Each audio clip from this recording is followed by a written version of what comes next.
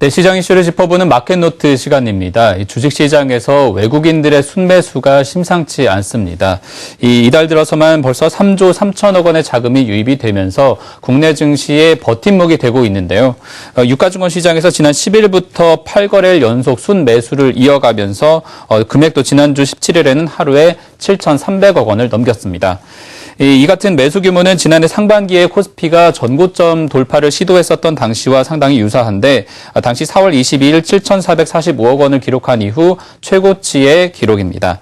이 한국거래소가 집계한 자료에서도 올해 들어 지난주까지 외국인의 누적 순매수 금액은 5,126억 원에 달했습니다. 앞선 리포트에서도 확인을 했지만 유럽중앙은행이 경기 부양을 위해 통화 완화 정책을 이어가고 미국 연방공개시장위원회에서 기준금리 인상 압력이 줄어든 뒤에 신흥국 주식에 투자 자금이 계속해서 들어오고 있는 겁니다. 증권업계 분석으로는 외국인이 앞으로 적어도 1조, 많게는 3조 원까지 한국 증시에 더 투자할 걸로 보이는데요. 그럼 지금까지 외국인들이 투자한 업종, 종목은 어떻게 될까요?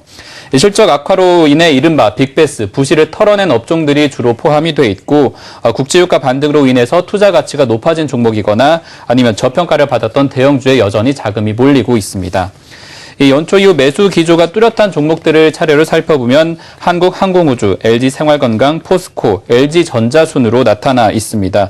이번 달로 간격을 조금 좁혀봐도 역시 한국항공우주, 포스코, 현대차, 또 삼성전자, 현대중공업으로 그간 부진했던 대형주들의 매수세가 아주 뚜렷하게 나타나고 있습니다.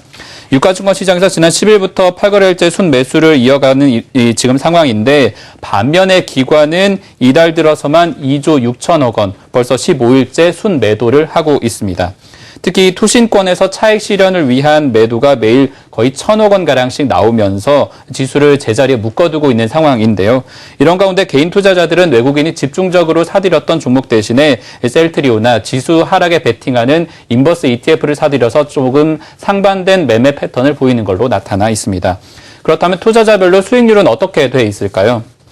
최근 한 달간 수급주체별 코스피 투자 수익률을 보면 개인 투자자들의 순매수 상위 종목 10개 가운데 수익을 남긴 건 앞서 보신 삼성물산을 포함해서 불과 4개 종목에 불과합니다. 이에 반해서 외국인은 같은 기간 순매수 10개 종목 가운데 8개, 기관은 10개 종목 모두 수익을 냈습니다. 업종별로 최근 수익률 흐름은 어떨까요?